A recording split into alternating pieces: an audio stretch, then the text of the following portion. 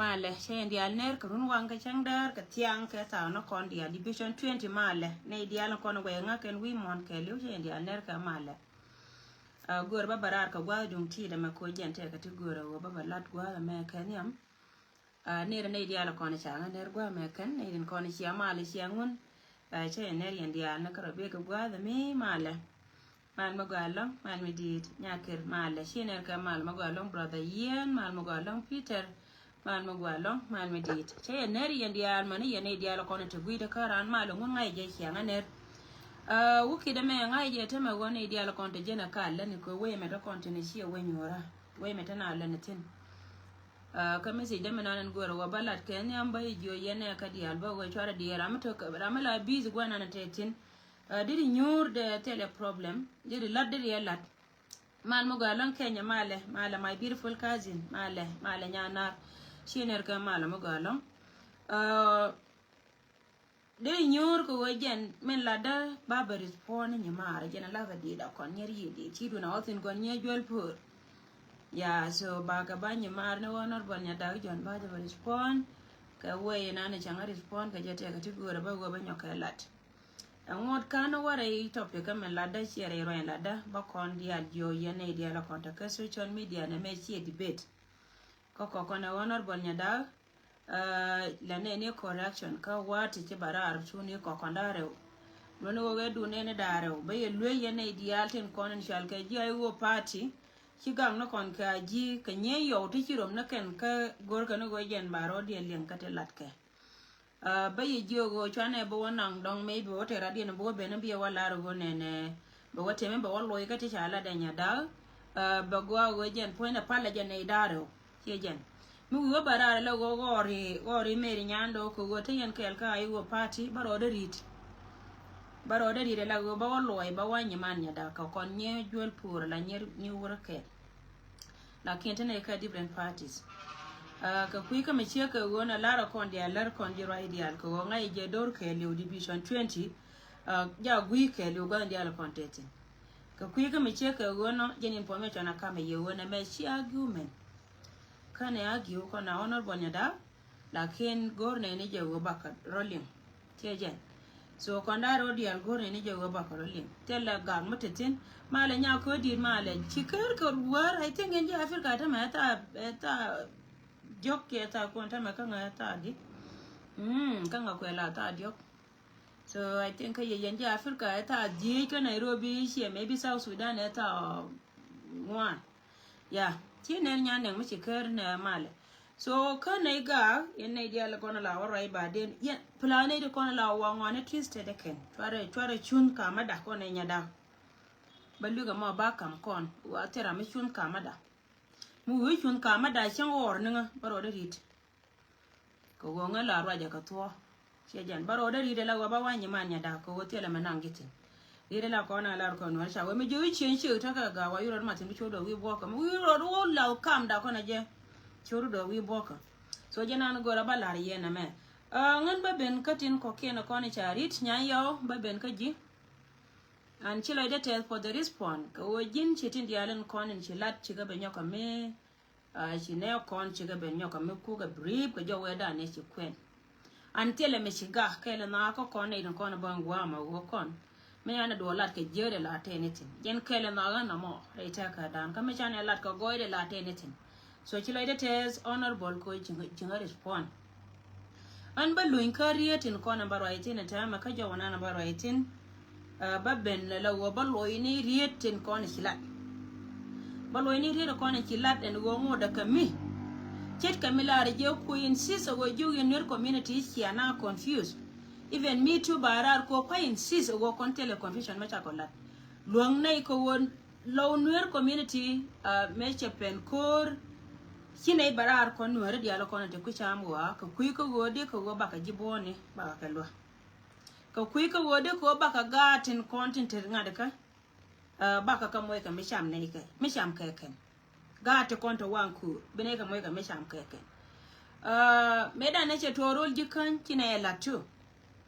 an men chupde ni ngwana te diala to ko wo korkel me cha plan ajena kwala goro ga baba belay yin ta me la go barai ka ponyo mo jena luyi ngara na mo nya yo reta kela mo jena luyi ngara mi wete mora ra martini yo ka ba kwa diro en cha lare gur me chal ka kulan tar chi ngada ka lam tu ne me dire ma ngam bran me lo ko the championtin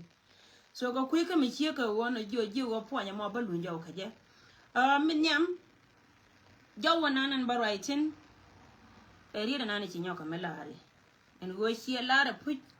go yene da kontarare chi ana chi ka confuse ngot kana waka ponya mo bajilar korde chate ay do aran ko jin a jinlo chet kamin ci barar kana denied in go jin shur anna jene kungala nen kwari du kala respond du mishi bara la wachi la ni celebration ni sia ne joy che jide respond te mishi la de ji par ka ne tin ko na che yor joda ko wochi ben ka chieng ka chi goro go jen bi to bi la go de la rami politician jene kula ne la ne dia la kon tita ka jubala ne ka arwai mila wana nga kene ko ne ne ka lem ne wang dia mno go jiram kel mi politician mishi mu go la to politician ne jube che ne ta ka ji kana denied roy mo chala good for the first time e barare kwa respond kaje che yo wo silan mo gwa sielat ko ana mo je no kune letter ko en ran mala ne je charan ta kwanyo la kwange ji ko bi go lu bi o represent ka ye represent no nori ko kuma jino ba Sudan ko kuma ka gan man to go to la mat keneke ajeno ko to dole la takara ko wo bi rew ne to to bi na mi ne kon chi ko bi ka liwdor ajene no ngero ina makone to koni chal kene kun minyam tell I don't know what to respond as a nyaloka as a shek loka politician dien ko jin kwanke jika we dar mi chal ke lowner chang chuwa ka jongale ngode still ajiran loka no mo kel meche ajenen raja ka jika je to be honest makini barara la nyaloka ka kin raya la wejen raja ka chuong tajide respond achang kitede de par chia kana ide kon la ro chia metabol bron ara de dien me chia ka ngaka no ro kon dia la kon la ne ke ne dia la kon la ro da je baro par me ko da bang ba chaka la ko respond ko la je ye go te ka mi cham no lo jiran ka kana to kom kana to me no go ra me la ne to la go ba respond and chi respect ka je ne ko le je jin go leader te le ara na jime de je jin go leader changa je ne ye lerere nguba ni ngwanda ne John Joga la ngwana na ndap kon el chairman ton pana je chodolije I respect him and ngai je go jen chal kon ko doran ba kon ti raji ka kan nganke muno go jen ko kui ko go che bet ngode is chi that ko e blame all right so ngan barar ko kui ko go baji jono and go I really appreciate men chilata as a leader and a jingu leader men ba kula larji ko kore te kon te cha tere do aran ko ba ben ka po nya na ba yo no ngrei ko jilarje wo men pen kor comme la confusion ke je wo chine na ba fant right mo je na ba right in ke je so men ba nong rai ko kui ko te kon te cha ter kur me da ne to ka je shi to je ayu e kuma ji me da ne gorlo en wo ken be nyin ke me cha dan ke je pan ga ko ne te nyam te ko na destroy ko na ka nyo la je wo je ni ni jen ke nuori ke je kan ante ke wurkel mu gur kon ro ka social media mi ko rai che nuore to ko ken joda me sia te ne du na ko ne jikan e du na ko ne jikan kon ba ka jikan ti ke lesson be ko rai ne ka to gane jino ba Sudan e do sit for twice tin ko ne chengrede how come de jikan te ka ti ke lesson e wut janga ki ga ne ti chal ke kume jino ba Sudan be ko rai to gane de ka ne cholar be rai to galam ne ko so galam ne jana mat kon che maybe English en nan chana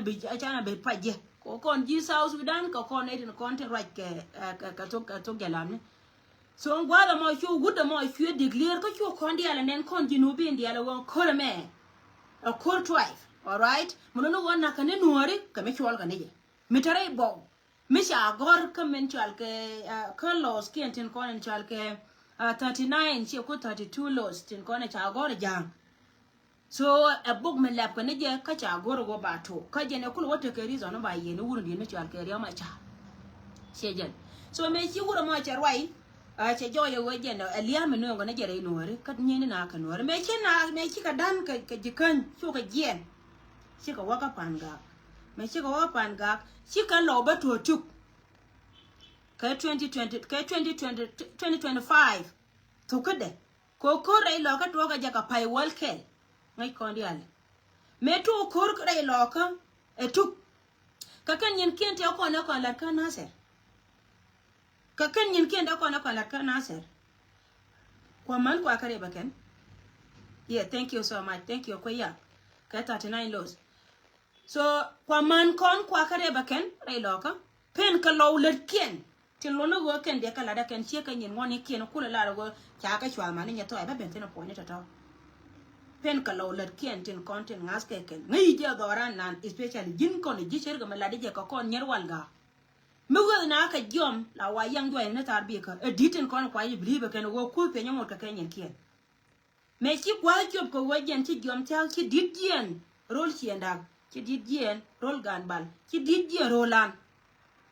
cha wo ken ti la nan ka tar bi ka cha we nan ka wa go wa ka na yang do ai ni me la lar ke gwa no kon wo ga do me chi ka kai ra go wo ken no go ba ka wona chwa ko wa yan mai tin ga ne te kon de na ka no ka lo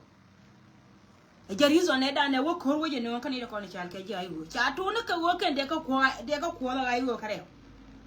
ayu SPL kid gwan kan ayu mita pinga rama cha chwa to na ka du mai du mbor cha an kore da ne me lal ka je no ken me ku ne dia la tin wo ne ngume boko ne lo me nyeni ayu ne daro muno no go jen chika de chwo rai ka je ko gor ka je bi ayu ne daro bi ka nyi ba ku lo we nyeni ayu ne daro re dora chwa to ken no me chi ga di na yo mir ka chi ga yo wo mir wo kan kam den mata ka chieter tar kan ne kai la kan ba chika ta ga misunderstanding ka policies dia me chi kan mir chwo ga da ro den ka chwo ga do chwo backup nyan yo ko ti lat kon de ka tuo chwo backup chwo ga lo ka tere lo ka chwo ye chwa na ke do mai kama jagari ko wo ma je da ne kwa la pai na ka na ma SPL ai wo min ta pin kid gwam chwo ga do chwo backup me chi ga dol me cha backup cha gari jo palo ko chwa na karo cha gari jo jen to ba mach chwa ma chwa to me cha to chu ji a ji nyo ka magwai ka je kan me bi kula to ka boga da na wa boni pieri an pieri wo babo ne policy ji jube me chi kore da ne ta kam gandi ne me cha nyan ka me den karo den chu kan hulel chu gur me char ka ma joga lwato fie policies nyo ka mi ko je use no jen point ba pieri ba boko ba kula wedi ba we cha chien da bo re gai ko na ma siasa na go ro ba ji la titi ko jen ba ji la ko ro dia ko ngan tare ko chel me chi la ngan day ana ngan day forever all right ngan day forever okay now je put a jin politician me chi wona jen ka chi jen del gora chi o ka parliament bad ngan ba to ka military ba ko waka ka ba ko waka politic ko wo good politician ara me chi nyin kana chi me te kan gwa no ko nya ko tere so ko kui ka me chi ka wono chue to rai me chi ka wono me chi gwa no kon ka ma no kon me chi ka rai lo ro den chin na gini lo fa nya pin na ma pai wol ke nya ko gwa da ne to do ro da tinu fa nya pin me ba ko ba tu ka pai waro me cha ngai ka no wo chi wur me chal ka won nya che chom yo no ju be me le nya ngai chwa won nya chwa used fe ta ka ne won nya ka ne wur me chal ka chwe ta ka ne won nya ka ne wur me chal ka lu ba ya chu ka ga chen da ka ro de fe ko nyo kun che je me che ka ra la wajen ta ko nyo ko kun wi dol point ne ngwandi me che ko nyo ko kun chu won nya wata ka gar ke to che je aje ne kula ta gari da na larka gar ko ga lwati chika ji ku me fe la yo ka mor ka ni ga band ban ne ke sia da ke liyo politic me gol ga je ba ka na ga de na ga ka chu na ma shura lat yan ko me che ro la da ka da mo jene non ko chuko chojien kan gara kone te ka dol me chal ke keres ka dol chal ke jirki chi ko pien ko gara da ro pien ke na jirki te ka tin ko ya nga de na men ngot meta chip chuko ka kume chuko chojien la go kan pankien chuko wa thank you so much dijango me chinya da ye support thank you mu nya da support yo teleria gwani jeno bo jo nya da ko wiro ro ri jo da yo ku support nga wori o nga nya da ba ro ri ji panga ko ga ni nye yo la jen but she argument right ne ko ne ma e policy ko ku ka me che ka wona shi ko ri nyen me chi ko me che nyen fi la jen tu ko do jen kwa ko kwa ter me ja ko te to ga jo ko wat nya ko fa wa to da ayo me she wa che da chu ayo kare weda ne da ka yore yo mat me ro da chu mat yu te ka ki chu ayo ke lu te la yo kid gwangan wala ke yore mat aga yugo ga da ne cha da ke policy ka chi wo ga go chi ga tin ko ga party chi ji ga de kan chi ga fa ro den chu mat chu ko te kan chu wa yon ka wa me ya yon kan chu yena ngoi fa ro pi ka ga ni ko go ro wa ba ko le ben lo du go an tare da ne baba me ba ko ba da chi je fa ro pi ka ga ni fu ta ko rin da re chal ka nga da kame fa ro ka wun bil fa ro ta kam jaba gan lo ara toitin yen te ya jo ka wa chu ti ranyo ka jien chu ka ringa la wa kan pen kien chi ka wa ra mat ka meta ka yoi kwam nung ti chwa nyo to ka ga di na ge ka me to ka ka nya kor mar chwa nyo ka yon pin ka yoi chwa ko ro ka pa jut kan te ko na chi jien ka do me ne chu ga ka pel ko kan dia ka ga lo ka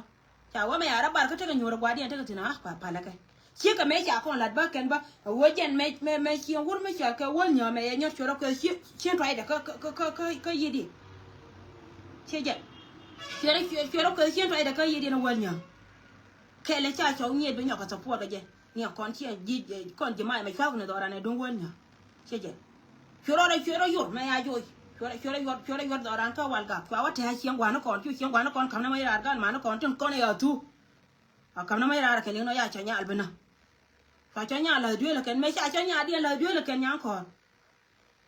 choro lo ta cha nya choro win ka jong na choro man ma bodo le me chi nya ka lat dai do ko ma bodo la malaysia la ka la yene no yan aji awana chue mai te kon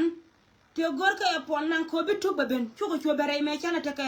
me ana te ka lo weure lo ko lo ko go yuni ni won nyur ka go ken da bel kien me che bete ka won nya ma ngai go yuni ka ta ga gad ka kenya go ja ba gad ka support ba ka jie bi ka jien ka kume dong de ka nan ka Nairobi chu go ba ka ba mis ka riam lo ko che jen awana chu ko chu ben chu ra dawo chu te ka ne te ka padim ka tem thongo gad me te ko kor chu wina wala go gor na go bi ka warol jani bona na rol jani che jen chu ba dar mi me che wala wa chu ate te ka padim chu ka chu dong me be kor bada reason e be kule ben ka jangre nyang kor reason e dan e be kule ben ka chiem ka party durai party du mo widol me be kule bare ba kule riayo bat kana ngane jo yet a je reason e dan e be kule ben ka jena mo yo ma chu gad wi jenta ka pa jut fa me di de dan they miss it I think 16,000 they miss 16,000 chu gad lo ko nyin ka je me kule ta ka bor char ke le chu won to na wona dong yo fa ko no ngano go fa go wona nga haji me ya ka ra ni na ga wi no gudo ne tar fakir ma ya dir yo ma fa ko juno ila ne rol go ka wo shi amel wane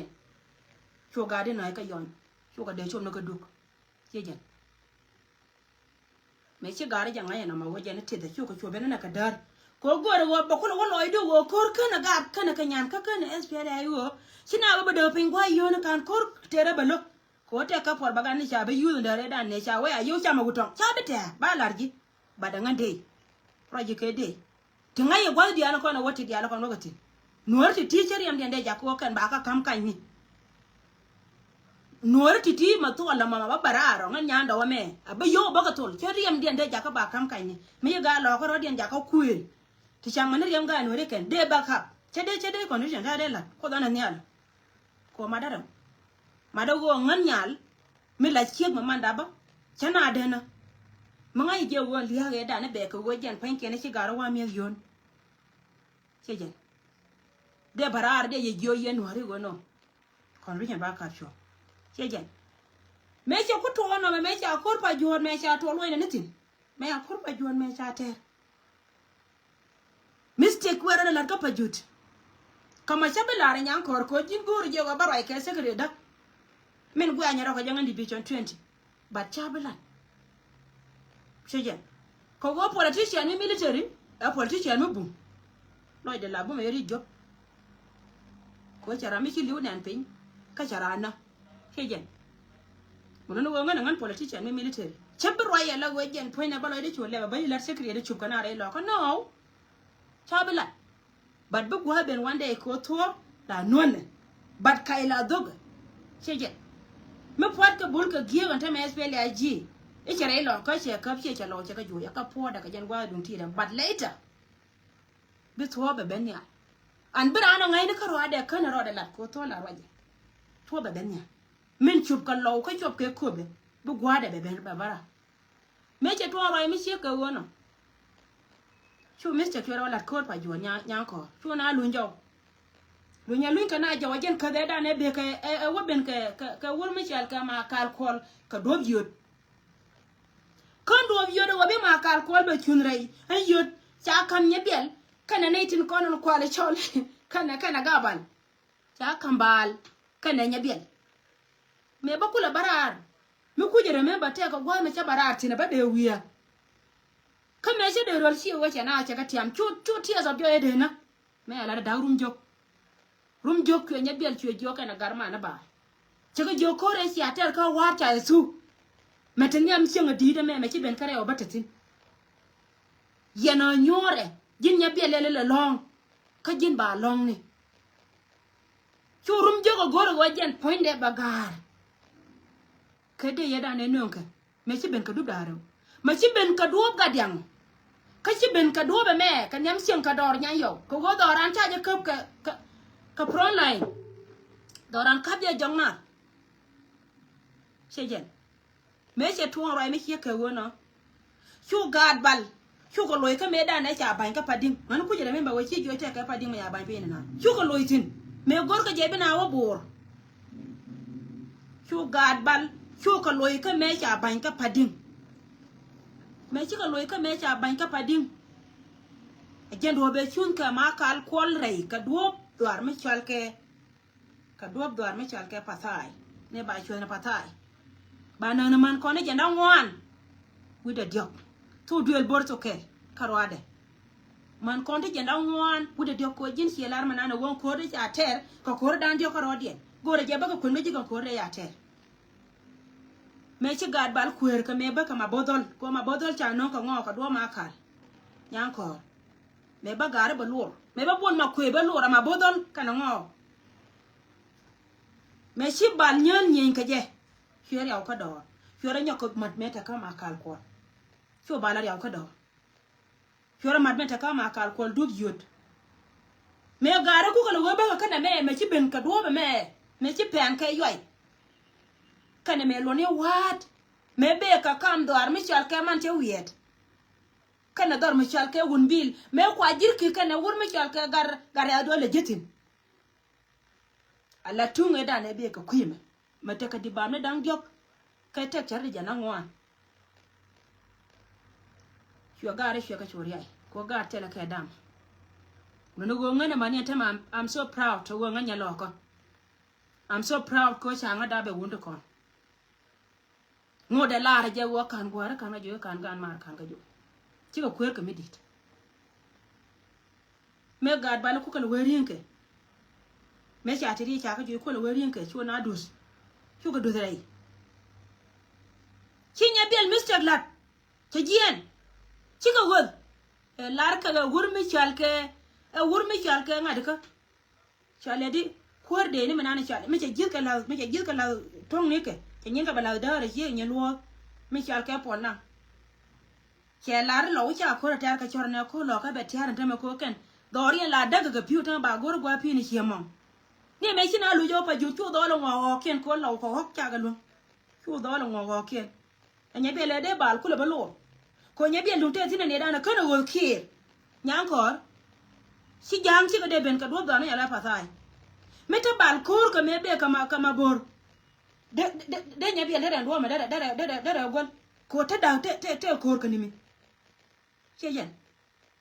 pra ga ni ma dan te to te ko le ci be ko te ka ga ni ma nan to de ci gen do mi chalke do mi chalke wulam me ba ku lo ji na ne te ko na te ka na tare ya da mat te ka ga ni ma nan to de gen ga do de ka bene ne dan de ka choben ka dar fu ko wote di kan je wal ga lo chal ci dol gen yo đó là cho chứ tôi chứ được gì anh biết là cô đấy chả bắt ra kén cô chia là sẽ là cô mới chả thế àวันmấy chiếc bên cái cân đúc đà rồi chú gà đấy chẳng ai chú anh point đến đây là đây ai hú chú anh dọn luôn mẹ mà bé cái đuôi mình chơi vậy đấy cái nó quên bil mẹ dėl cái gà đấy trên con nó qua là cho nó gà lò cái thế wa bor chơi wa năng kén nhà đào liền agua chú gà đấy là đây bor cái gà đã có rồi điên Allah ja karo ade shu ko rom kana me be na me ka duob dwar me chal ke pasai ka duob dwar me chal ke pajut yan yo chwe na chori ai ko me chori dai dwara na mi di che me ta ko kur me lwal chwa tere ken chu na ta ka 4 days me chi ka chup ka yai ko ngan ko je po logo che jen chu ka ta ka 4 days me chi ka ta ka 4 days ka dini ni chwa korin di nyoka meta ka jaka ma kal kol ka nyanwai gore je mo ka ga lambi kor ya tere lo ko libe don kor pa juot kana kor wat me joy kana jangra ar ka kor yue me joy kana jangra re lo ko pale kwan ka to kon kor tin kona ka kun re lo ko tin ta tere ga lo ko ti la ri ai ne ke ko wo shi ki ga lo ka cha chap cha la da ken ko ne de kona jar ka jang ka ga lo ko me shi cha ma ri na ji yan ga lo ko ta ji ko jina jin politician wata kai dai me shi dai no kun tablat ka law kun to kona to jodun number 1 shela koriya ka kore kap ne borcher me wa kola na ngi wuri dai leutin point dole shi ala ras me mo jaka joy ala gerde ba borcher nya yau che jol kana borcher cha ka kontu tin ja ada jine go to jangda botpe ke botpe to kan longa kuin gwa de ba ko nan tina gargar wa to ke mi de marwe to gargar wa to ko kula nan ka choke shukul nan gwa ta ko bor chertin kan bor cher ka bala waje na ka be wiman to bor cher ka bre wun to wuna ma ga janan to ngar ga penya ken me wo ko ro wurum ko da da to shwa ta ga da rum jo ka ro da wendi wai gan kan jo kyo kor da da kyo kater kore da ne biye nan ka ne borcha kyorum ka ga da kyore nyokurum kore dire da ne be ka me bi kula ben ka yoy me be ga ko ga la kula ben ka na da kwet na da kore dit to atera ken me cha atera ken kore mo chu ka la kore da rew ti chwa ya ngai ngane la ne ngane la rawa me la rawa ne da la rawa ne bom gan ma la rawa ne bom dien ko ngai je la chere mata wan ko da gwaye ka ya da chu na nyin chu ka kor da raw nyang kor gor ga pe chu ka ta kai 4 day la riji chu ma kal kan yer me cha ko gar cha ka daw cha ka da kor me din me cha ter me cha ka da me babur cher ko ban nan ka ben ma kal kan ga ka nya noi fa kor nya noi ba ter dio kor fa kor nya noi ba ter en cha ter ka ta na dan wan kore atera ta no wan kore da ne bukul le ni yo andi ba la da wurja ne ta ka nya ndo me be ne tare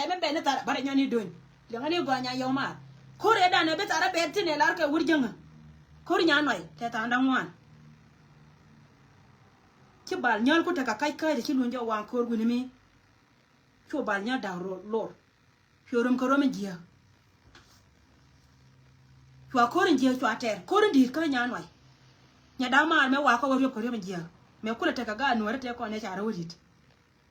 ha me wa ko ro ben jiya fa ko ro ben jiya te la borchor le tina chi borchor ku jiya ne ko luina jo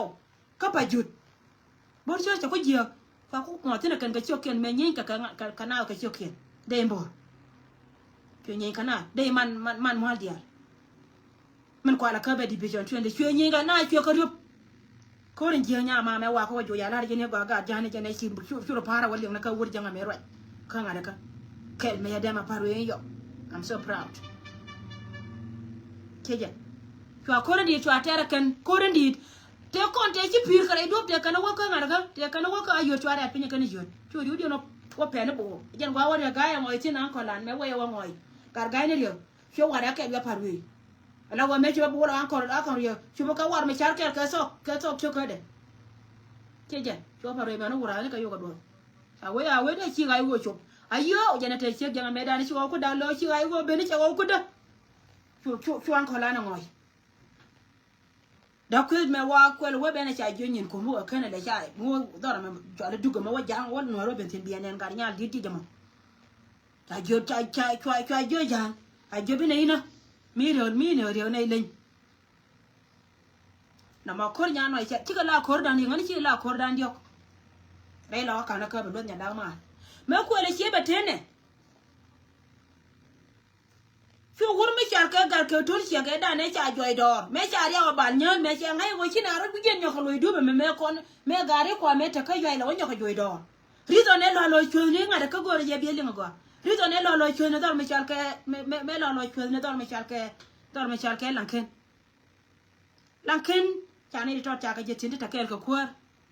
ngani chene ne chi lu ro ya gor fi kum fi lel che kum che la bin che kara ma cha de na bai la ra ma cha de na today ko titi ka titi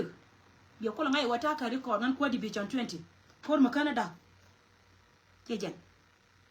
so wur mi chal ka ma bodol ka bol ma kuei ka ga do aranti la ga ken kan e chal ka shi nyar kwai so ko lo ben ga jogone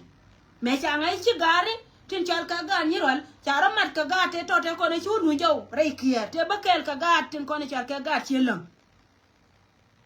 te bakel ka ga chielam me ya ngai ken chu ka ben chara ba mat ka ga re la wo waka re nga da ka waka pa jud wa mete ka yoi waje joi doro ka shejen shu ma bodol kana bol ma kuei shu ko lo ben shu ko berum kana ti dei mo changa no kor 100 I think 90 eta kel ga look by you me be gar ba yero ko de to gar ba yero de to so wa so wai ban bol ma kuei wa cham ne jena ka doy look doy ga ne je cha de na me chi bol ma kuei lo ben me cha ka ngai go ka ga no ri to ba dor me cha ka lan ken ba da chu ga te ko ne te kel je chwa to me cha ngai won dor point de chi gan ngo ka ga konte dor bor ya ba dor ba da ken me cha ngai go ka be ne ka ba look ba yu da ken chu ga lo ka chwa mai la te ken chwa look ba doy look yen mu ko ya isto na ba la ri ajana te ka kume wa turu lu roi no ina ka po ni lu roi bi je me lo da ka kume dan kum general me che post la da no wa te ka general me ade na an look cha ade na ka yara de to cha kam ne ja ka ko cha nge an cha o ko kar ba ni lu o ko yo ko ma che te gen ko re da ne da ka ni dor me chal ka lan ken chika la ko re dandi ani chika ngwan tut kora mo fio gan ngo ba fio kana kana medite manu wan la ken chang cha joy ke cha ka chwa kana del wal ke cha chol chuka kora dangwan apart from kora dan la di kora dang jokor wadien men kula la wo ka yowtin ko ne chi nei ka tol kon jira men wo koda fio kora las fio ko beno kora chi doro kurit ka nyandi kor di la ko to lo nya yo shu ko kujien me cha ko ba cha ko ngai shu ko bena ka wat chi ka bena ka moto be chwa da ken chi ka bena ka wat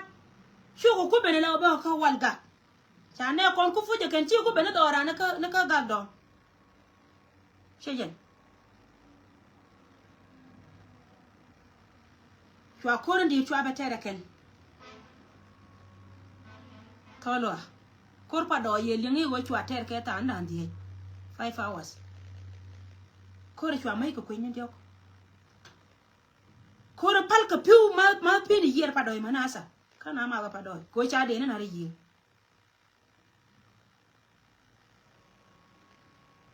fenyen kor ma di de long along chi kore chi ka di kore re lo ka chi ka di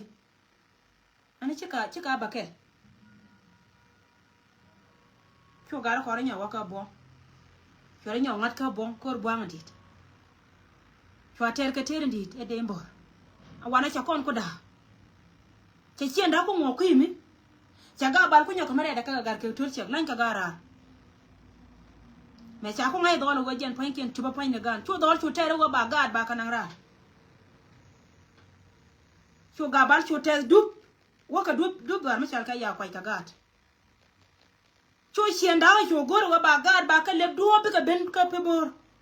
ko chienda tala wa wuro mena dien ajen ku jani to jani mala wa tin ka ne pebor cho dal cho gor wa jen panke na gar ko len reason ne da ne chup ka jang ka kobe cho akorin di cho atere ken ko to lo ta ka ta nan di me cho mai di cho wa artina do cho Michael ka what Michael ka wat me ku jina la ne la tu ko social media chi ne mai te dia la kon lo jaw te cha kap ka pa juru ka mai muka Michael ka wat wa kap tin ko ra mo ka nyo lo jaw ka ne ji kuma ayen chu yene nyo lo jaw ti Michael ka ra rir ka ye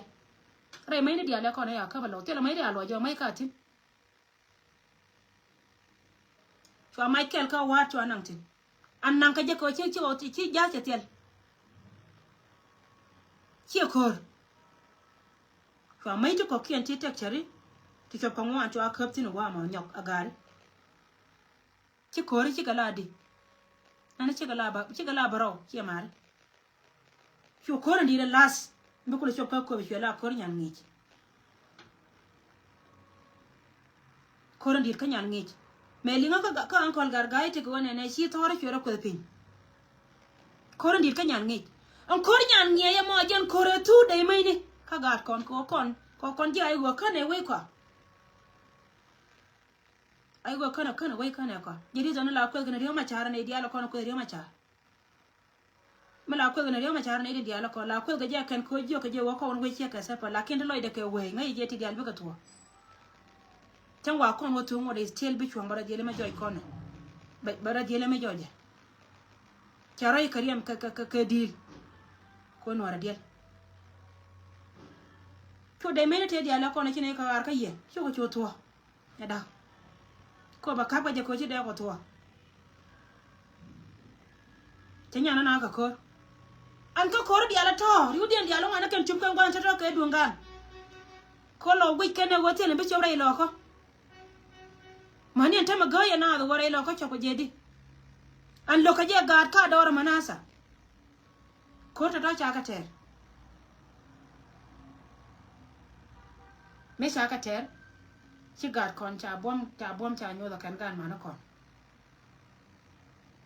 an cha mana kon ka gad kon cha gan kan we are so proud but wa ka kur ko go no bi ko ngai go rizo ne be kanere ai lo ka je ta ka bo wala ngai je ka me da na kan kor kana na ter kan lo bara ba kon je ko no rete ko keno go chuine en kula lar ko chi lar go mi te kare mi to community bia biet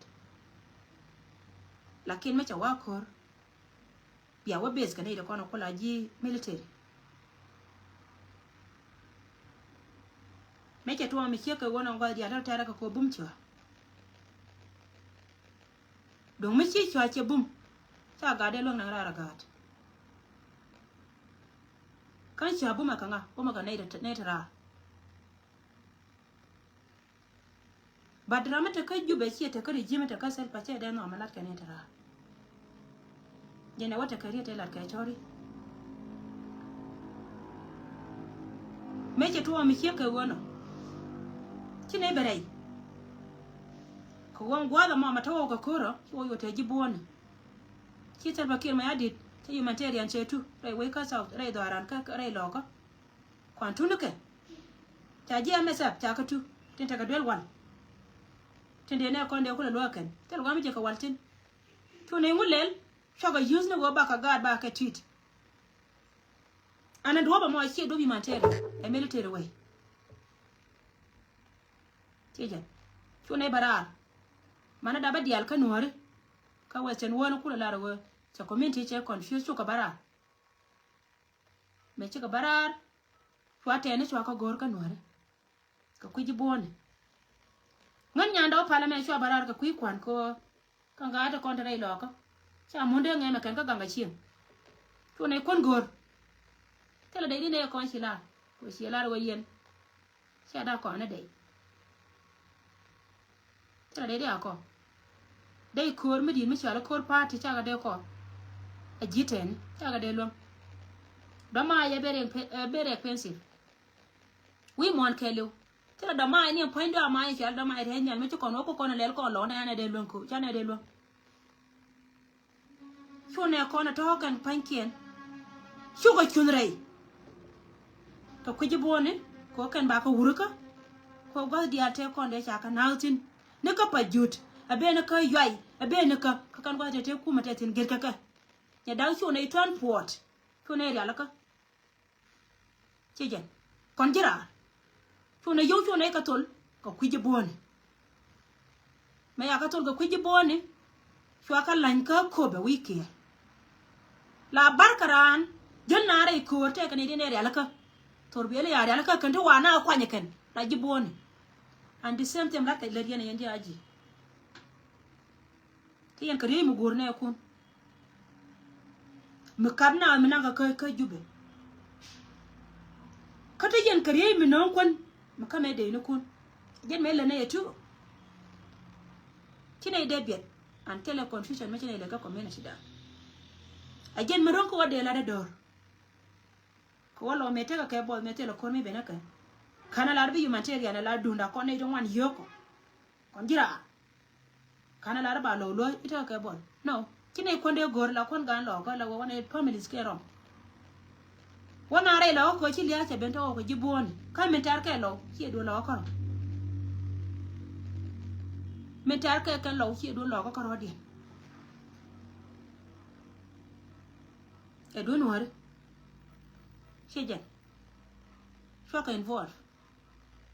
me ku wo ko je bu yenta me ko me che ka wona yoma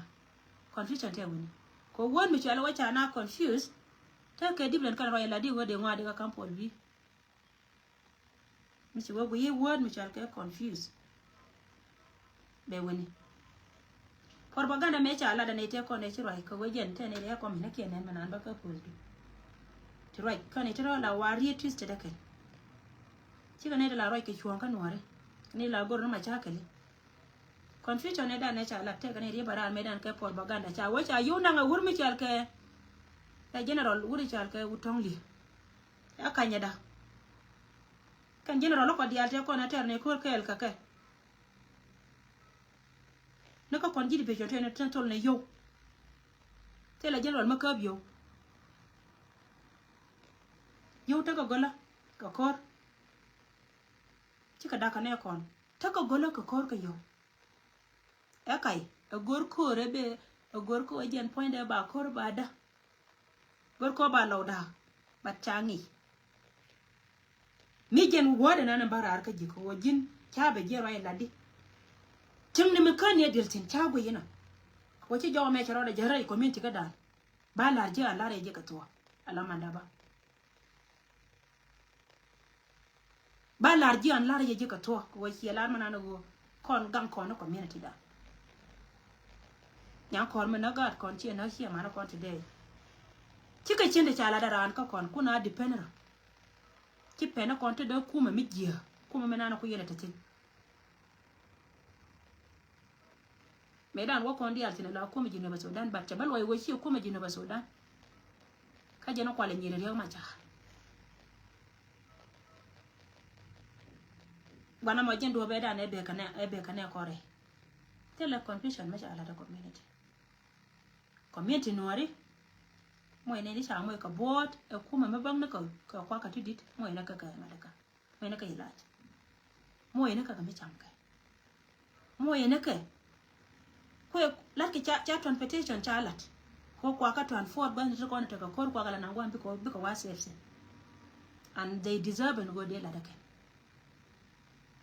tet ka me la ka je ji to lakini tin kono te ka jube chi yene de kono kwa party SPL aji kwa je support local young dan ama awana gai ka dor me chana cha ka dap tin te jike te ka tin chi ka ne titi tin ko da ko ta want to good de ka ko le be de ka ne de kon le ne ke kina de be te ka rin mala lar ka ko no ra dia de ma la ja lar ka la wani de kono cha ka do ka chara ma da la waya kanati ante waya kanas ko waje na te mi di ma wara ka dok la waya kanati de wajiran mi ci dak ka gat ka cha ka be gok gadu mi ci gok ka bujiya ci gon mai de ja ka yoda ma ci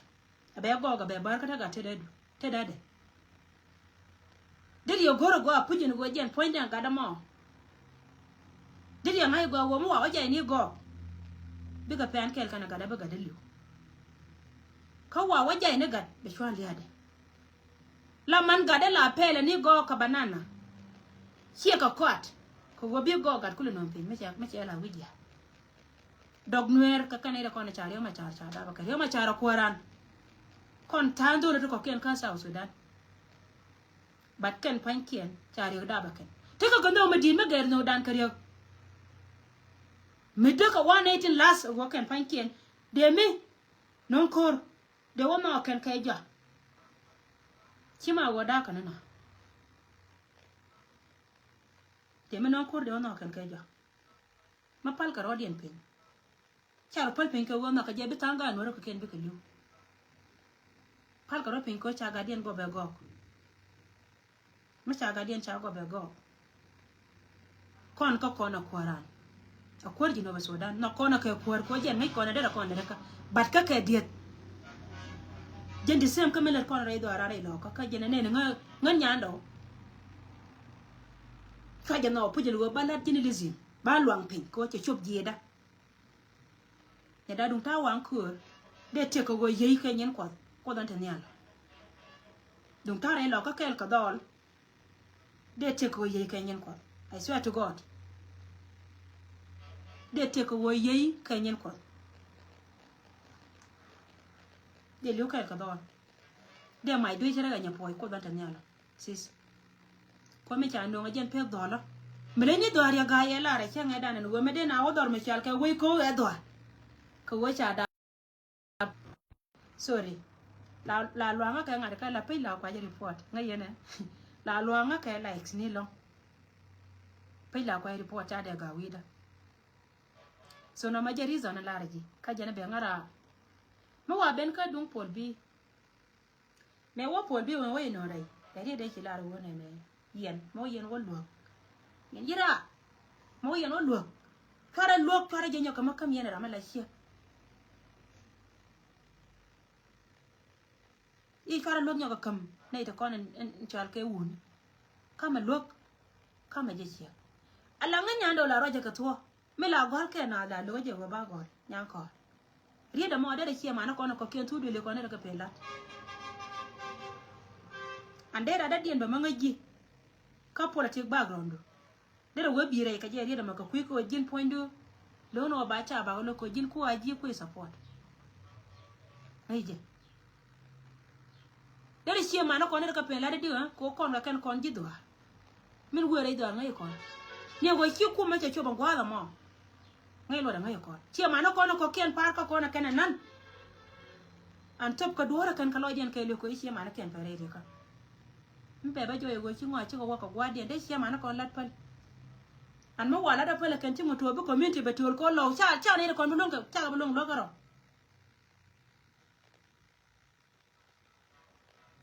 cha ne de long kon karoda nyayo ko daw na ne ci bare lo ka cha lo bal ko no community no re kelo je no ko la ne me la bara ci da to bi me la ta kan ngi rit la da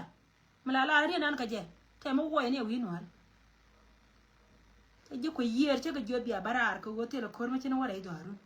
ku yer ce wote la kor ku yer te kor me di de lo enu go mi no kor ma kana latino gup ba ce ka men ci ro la ko idan ku yer te ko ke men daro chal ga good county jika ka chuma te ko kor ka ko amma yo ma la jika nyanda wo kor ni sian kiel yayi ka kor bat ko wala pena ka kan counties daro titire ido aran jana ga ka liya ko yer ka jan la poñe re rob ka kon ka military kalis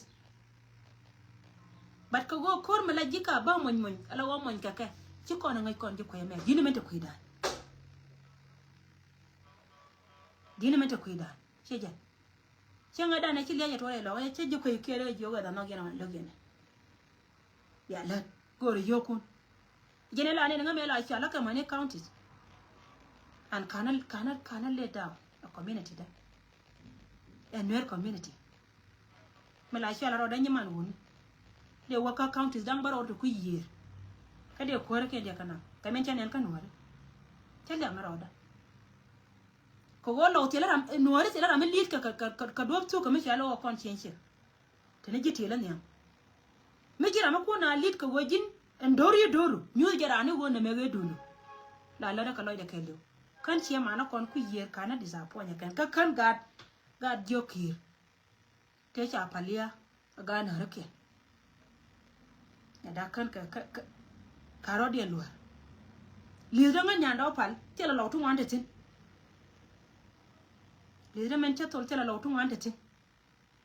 ka count is down world je tin latin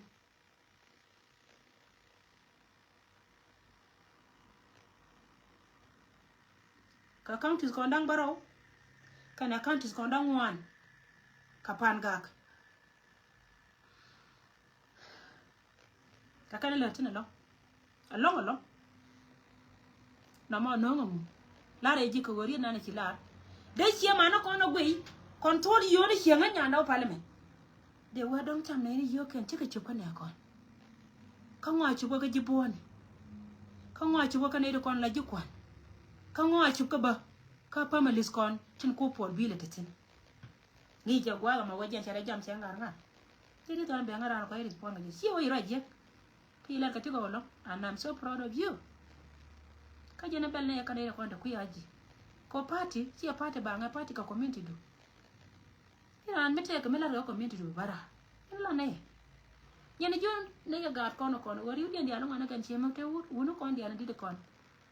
taran be kan ti wonyam tel pa mo ya tel pa ler to ka jinu be do nan ko ndi kuna la dwal ka sel pa ko era no nyam tel pa na ka kun poy na ka gwana ko ndi ditin ko na cha ko nda ba kan doran ka lo na ka gwana ko ndi ya ko nda ba kan doran ka panga ti ken lis ta ga kere yere ta ga ken tari je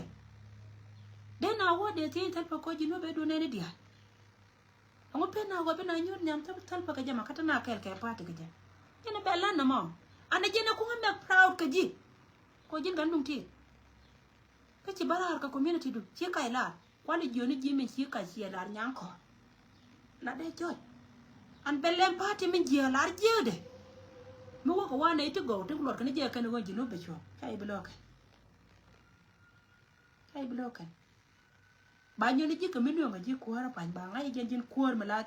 a ji the right person me de jino ba so dan de ya roi je ba ngai ni je go nya da jo at the right person me de South Sudan de roi and de long ambe unite ko si dun chaga jino bi na kon tiel tribalism min ben ne ka gat content kon ta ka tray kel ka ji ajen me ci lade ajen ko nga ko I'm so proud of you ayo you did a very excellent job check chon mo go check because without law ajen nga you are nothing chejen wur mo chal ka selo ki ma di me ati ka man na de li ango lakin ko woje ne kuma jani I will say it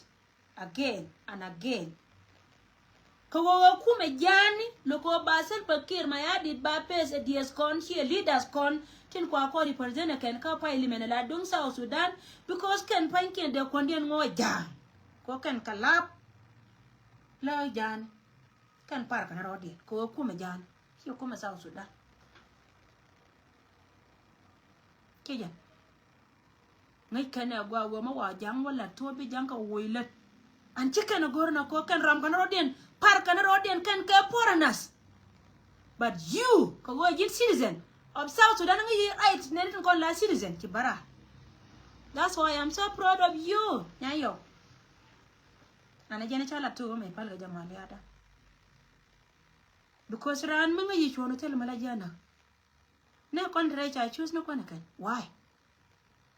ngode dorde li wakati aka representative shi kan yanjani de jine ba Sudan ti dor dunore 16 counties de ka time wuni jani dan dio abora kai do 1991 mi chin wara na tu 1991 gwara da nan yin na tin ne dan kada nore na ba ne nya da mishana ko kwa pamne ke pin today akwana roi en 1.1991 men ko jo cost elemu de je go kan chi ka nore te kwa 1991 kwa ja costa kan ka today January be na ka kwal ma nyangju men cha kwal ma nyang da be man de chiek ma to mi chi ro da rum che 1991 che chule cha bal an che ton go nyu da ja go wa be la forever that's why tele ye chari tele bel gora ka yena te yen kel ke kuma me kwa la support ajene ci chunga kel ke Salva Kiir because me lat ka gwa mo here kum shejen she kuma tribalism chi kuma so titi lara ka jiwo kon kana confusion no kanwer community kon ida kon lar ka kuinas lom ne dor me ci gaay waye me metana tin nya ya wala jini go ci jiga milka diok ci kan wan ci meta kon ka afrika nganya ndo meta ka nairobi la ma da chai kurun wan ba miska lange changda ba miska sa pa yo ka tia ka dio badrol ka wayna me nyama me ci bread ci je a tiger cha me je tiger regar biye ci het mene ne kan ne diala titin kona te ko wo kana tana ka wo ko yana porka koi ci kon ko dan tane ala min la jikka ne ko ta rol ka wayni ban ngan nya ndaw pal ce ko ka ngan cha ka respect ka cha ba ka kan warata nuwara ka kan jinobin ta jinobi ka kan jinobin ta jinobi ko wacha goite ka banga ya kan go te na go aga laran bilia banga pe nyama te ka biliti kayne yow la wi ka la go wi lat ka yow to nyin wan ka chankel ka pai je yow to nyin wan te pe ka kan dian mo wi wa bang me chi wo ka berial ka yow to me chi bang la bang ka $1 rai be ngadu nya da jo Merian ka tega kana la wala ne kan ta mala ko contribute wan yo wan nya yo ador me ci gaay ni jen that's why barar ka joji wo chulo dental because dor ngode ni ta makana ida kona ta kan ka ya na katin ta ya let ken ta kan mo ka gui tira dina bika doka ne titi ani dor me ci barara ani dor me Chiben ran.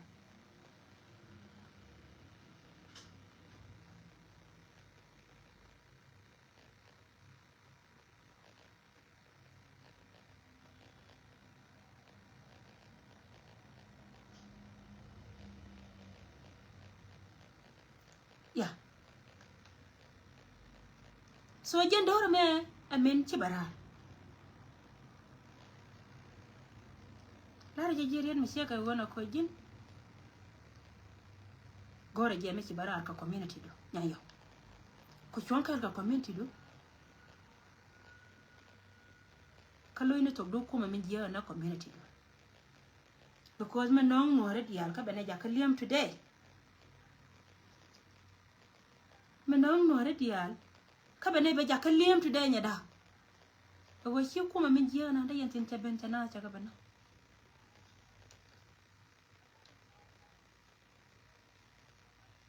ajari zanuma do mutelo gona kina ibol de yo tele confusion michano annual community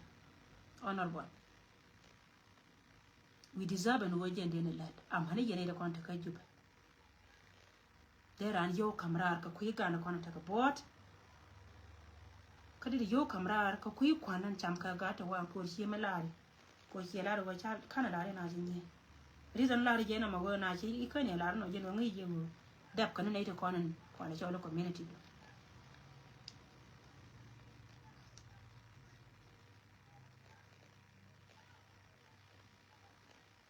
ani jana be ngara re de mo an la de ne je loido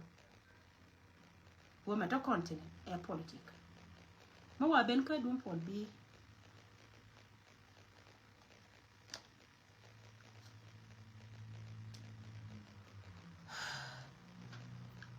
dum pol bi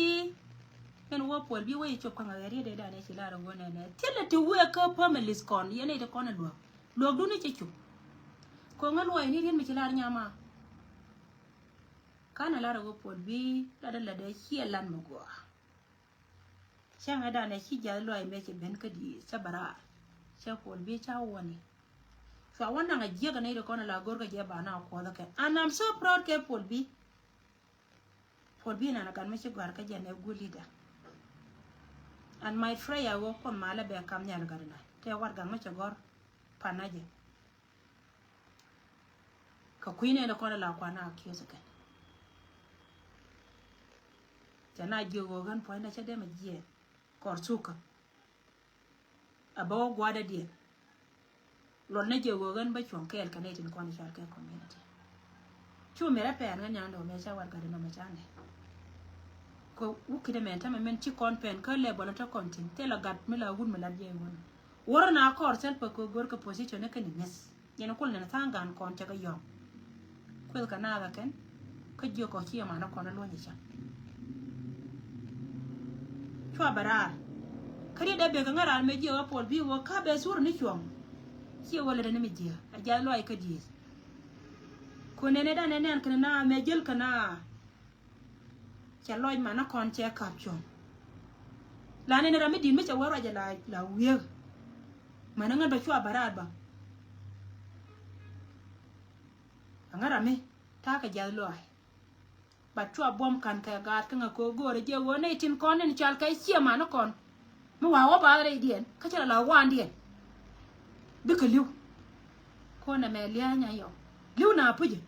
liu na ne lia che ka ne de kon ta ka western world tin ngai ka lo te ka liu ka chwa pol bi chwa je long ka jaw mi dit chwa ta na wa ka ite ne de kon ta ka liam ma to kana ngaloi kan pol bi kana barara ba ngari pon be wo go yego meri nyando proje ngaka go kon ne ko rai ka social media she kon journalist ne te ka jella se mi aka na mi tel ka ngan nyando mi te kara mi ci won yal a gor ga je ba campaign kane wana ngano you reduce ni raya da ne cha larje an la da je ka kui deal ni kon bo manana me larje kan law da ci wo kana da lakin ci ko no barara bana wiya e ci law da ko wo ci ma na kontin lokamenta kontin bi ka liu la na ka je na ma kara jaka pamma bum bum la wiya gwa da man karo ada me bara ba roya wangda la bumete ka kuine na kono ko ken ko me ci wore lo ka lo ka je no dia chu ne ko ken bara cho go yego dong nya ngan ke pol bi ka dong kwa chala ni pol bi ka me la de no mo be de ko lo na dor ka me ku ngale jaka wo changwa nga changa mo ina ka ta mi dire ta dam ka social media ni ndundo mo be de ko lo na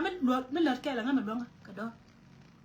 lakin me hiela wo yo to kono we ka families kon ko ajena kono joni jiwo da ni families ka ne military ko yo to la ka du daro me la ji yo to la ka du daro me te ka me we ka families kon dia cha la te community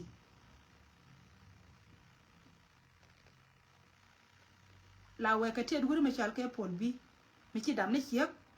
me we ka kon ra me ci chui ne ri cha ne ra ne cha gar ke na mu da ke we ka tet pol bi an telle janke mi chweta karama chu complain ka nwer community e chete na kam pol bi ka kana wa chu karama cha mention la jele ne ka chuka bere do ran tap tap nan be wo jal ba ne dia le ta na nyur tin tar gien be gien ka ko ba we na ka nyandi me china bere lo kara guru ra me chanen ka social media me chenon ka social media be gor ka nyandi be gor na ka denjo la guru na jele ka chuka nya yo mar ko tele ka beni jene journalist kana don me chal ka kwang malwal e ka journalist ni ka kanire kono kap ka men chal ka ko radio cheja e journalist ka chala da chela me che barara riede motudu che charcha we no this one ba community be disappoint an balada nan lakke na ko wone ni je tirien kenaka ha ngan nga yete western world o wote latke rien kenaka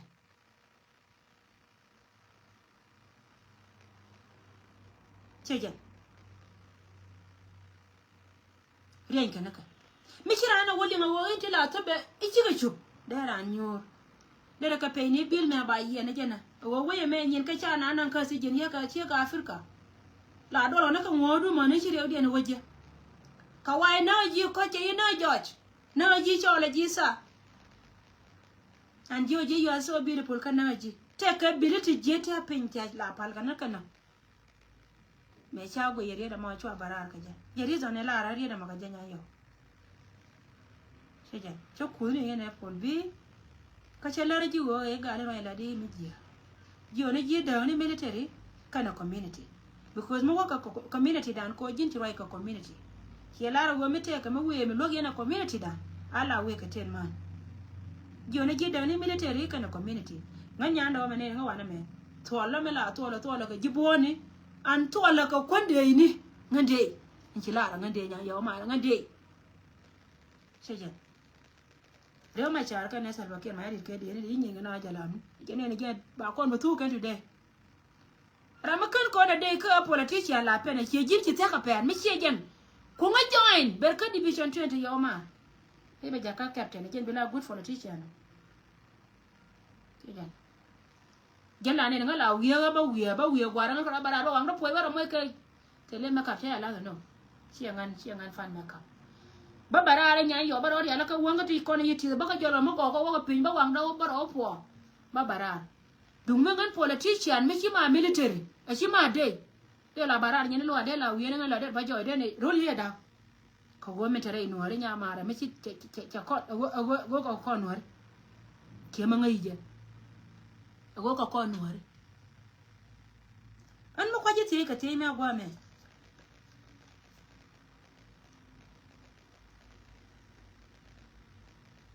menang ne tin konen chal ke ji South Sudan rai dwara na biken korona no ter ba na wana kan dip na ka ga da man misi e ji ta ma ko jin politician dir ngalar ngai ma ga pu jungu menang ka gwa ya ma wa kor wa ter ka je reason ko kon ja ko bi kuma South Sudan be nyen ka nore be di nore ka ga ken ka man ken ba kana dir ya lar ngata ma dir mo ke video ka le bi ba lar nga wo men ter ke kuma Salva Kiir ma ya dit kana ne ko ne chal ke inuore ko jen ni jen kanore la ri je chi kanore bat ka nga je wo kanore tejen me ko ji ti ta me la jin point jin wanor bon yada diri be explain ka nga reason why mena ka sibilia ni nuore karun reason nang de re lo ka men ta ko chum nyam gane ko ne chuptin dir ye ben explain kanga ade ba ta kalyamtin de do ra kula bangai de do rangai ko kon ta na baro ka bana ngomit so nyanko yen gwa ta da ma ba peltin jo ne ji go lo kan bo dien tol yo an chede ma bara nga nyanda opalo ngi ngani go ngi yeni chiela na dora na go ni rana go bu mi dora dien jega ta kon ngi ka jaka family da go bu mi dora dien libelo no di ran lim ngi je go chiena chi kon liam nga nyanda opal chede bara ka bod lo ka chede bara ka live video never aba yo botol ka community nuari bia lo jaga da ka bodo ko kan dorian chiega wal barar ko nuari kwa je deserve ken no jen ba ga lo ko de ja mo ka bot ka gang nuari ko ka ga da ko na gang ka ken ka ga nuari jen ko la linga ga di gan mandia barar ko kan ka ga ken kwa je deserve ken obi ka lot jen be ngara nyama an tirke men cha larji mena chede mai barar nga nyando pala me ba chede mai biet aba to daga ke wo lu ba ya me na lo e ba na te bo mi cham ka yo kan wo tong lie cha ta de ne mo yo mi cha yo ja ka kon mi chi kon de cha chu be a gila ra we la ja ka ne yo ka kon mi cham chi kan cha to la gar la kwar nori nga nyando me ta ka record a gila ne la barar ka live video go me baka balat ka mela ko la bwati no goma che watin ba la ngatin notet ogo ba gar ba ka post ni panken kan ne dia la konti la jaga yo kan tira me ja tira yuri me pen kan lu ba ya kan wuto le ko tira o bang re lo ka tar je la jang ne yo kan ne to kon to ka kon gwan to ka kon ni rai ga jike bine ga kan me ka yo lo kon ba ka jani kon e me te ka kon fiche no be we bere kon na yo ma bine ka jani kon ba ka to me ka yo do wa ka la ne ni yenga nyanda la ja ka dole chale pingele me la doctor e belwan bitane no kon tin we ka community bi ga ja ka pol bi te ka da ka ni belwan Paul bi te ka da kana military ko wajen rama ku deal yana community ha so to ka na kono gor babalar ji wajen mu wana wa mix ka shi ma na kono cha biliken pal loidien bana batul bana baroy ka roy nan sura ji kon lo le nan ba pen wi dan ka de di da nyada mo do gor ko luok ife na ngora ta ka conviction ka di na ko te ka conviction edu ne na kono ta ka mit ne ti la ji bone to kon ka ne ti 104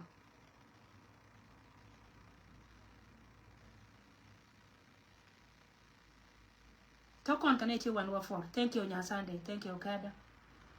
to kon ka ne ti 104 ti kan dia nya yo mar cha ka tul ti gor ko ngune kan tara dien jog da tul charo da long ne jal la wiere ka la da na kara wara ka painter jien go ni tiatin titela lo ama bi ka long ka mai ka ilaji ba ko mai ka ilaji no re mo ko lo jien wotol e bi le ti ta kon titi right ko ne shi ngwa chi ka chu ka la den te tin ngai ka jien ida kon te la ta de ma bi ka de ba yin bara ba community ba jono right ala da nya da shi to ala reji we shi to tele yori ci gwai ka ne da kon cha ka ji material te lo ka ne families kon mi te me jira na to ka families we ka road bi ba ka pol bi mi ka ji bone lor na ko kon ji military ko ka ne ko ba ne ji otiri do ka ne ji bone wo ka ji bone te ne di kine ko kwan timi we oto oru na wo kan to ro kan cho bara nga kuma division 20 be nga an ba cho de push tela mo ka ne nga tela mo ka la la na wote le kor magura akin changa da ro no ba to la kan lo nga ro da lo nga kwanda ka mala da je la nga ai je ni me ta ka Afrika ngi je wa lo nga kwanda tela kon magura karan ma bagam bakan cha to cha ila ka je baro da le ka la ngan ko ta ka wang ta chu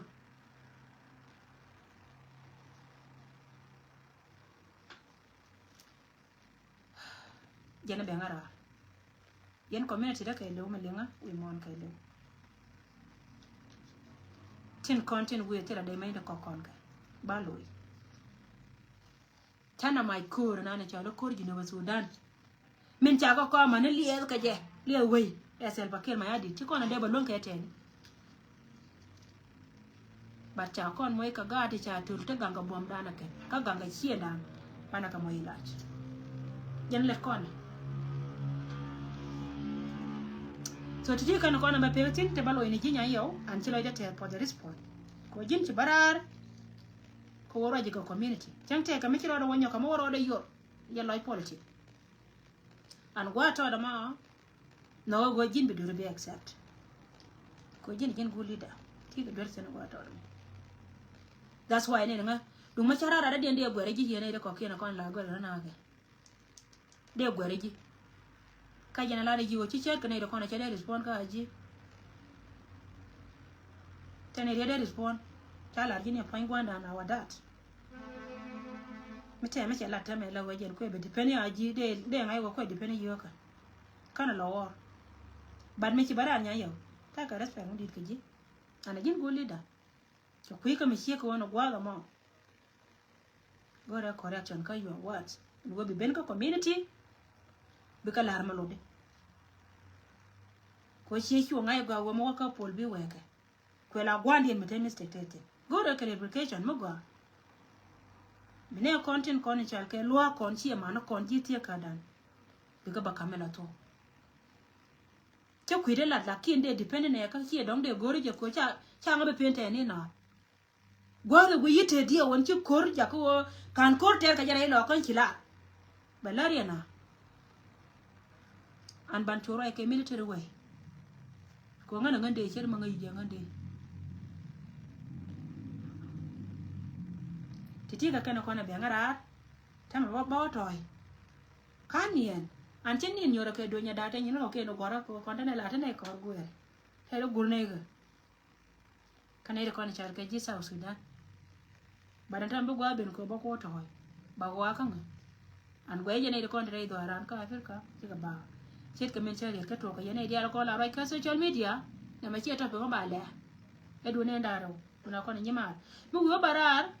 bi goro ore nyando ko ora na go kel ka ji baro rit an baga ka ji ba nyama ro and thank you so much guys kon mala take care ka ye thank for watching na dia la ko ni chet ai na cha ko no ba cha na but na me goro go ba explain ki do na ki no rai gor no ba explain go ya take lenti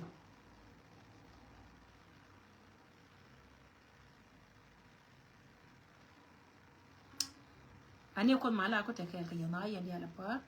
ro ko gara mo da tin kon lor ka ni nias kon ba ka no ra no wale o ba ka Africa ko ni la ba ka Africa mo o ba ka shi ma na kon go ala dang be ne kon la no ka kon wa ne ka ji ja ne gi ne ba ngain ba ka akon mala ko take ka ya dia la bye for now